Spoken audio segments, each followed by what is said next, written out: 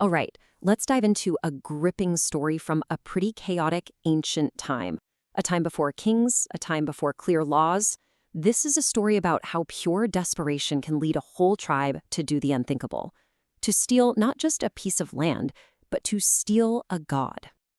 You know, this one line, it's the key to this whole story.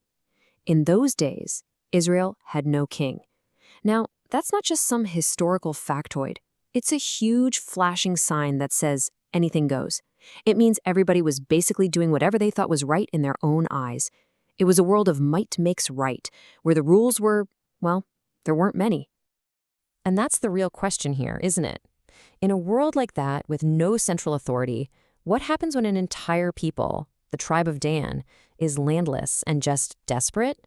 Well, as you're about to see, they were willing to do pretty much anything to get a home. So let's set the scene. You've got the tribe of Dan. Unlike the other tribes, they hadn't actually gotten their piece of the promised land yet, so they're effectively homeless. Their leaders decide, okay, we've got to do something about this. The plan itself is pretty straightforward. They pick 5 of their top guys to go on a scouting mission. The objective? It's simple, but absolutely critical. Find a piece of land they can finally call their own. A place to settle down and, build a future. Okay, and this is where the mission takes a really wild turn. The spies' journey takes them up into the hills, and they end up at the house of some guy named Micah. And what they find there? Well, it changes absolutely everything. So inside Micah's house, they find this private shrine, and it's got the whole setup, including a hired priest, this young Levite. The spies see this, and they think, whoa, this has to be a sign. So they go up to him and ask if he can find out from God whether their journey is going to be successful. And what does the priest tell them? Exactly what they wanted to hear, a blessing. Go in peace, your journey has the Lord's approval. For these spies, that's it. That's the ultimate green light. They are now convinced that God is totally on their side. So, riding high on this new confidence, the spies keep going, and they find the perfect target, this city called Laish. And I mean, look at the contrast here. It's unreal. On one side, you have the people of Laish just living their lives, peaceful, totally secure, and unsuspecting. And on the other side, the Danites' plan. They see this peace not as something to respect, but as a total weakness to exploit. Their report back home is just chilling. Let's attack them. The land is great. Don't even hesitate. So the spies get back, and their report lights a fire under the whole tribe. But here's the twist. They're not just going back for the land. They've got a new, incredibly audacious plan. And their first stop is going to be Micah's house. And they do not go back quietly. They return as a full-blown army, 600 armed men. This isn't a scouting party anymore. This is an invasion force, and they are ready to take whatever they want. So what exactly are they after at Micah's place? Well, his entire religious operation. We're talking the sacred ephod, the household gods, the silver idol, and yep, the priest himself. They're not just conquering a land, they're literally stealing a pre-packaged religion. When the priest comes out and asks them what in the world they're doing, their response is immediate. It's not a negotiation, it's an order. Be quiet, come with us. They basically offer him a career upgrade.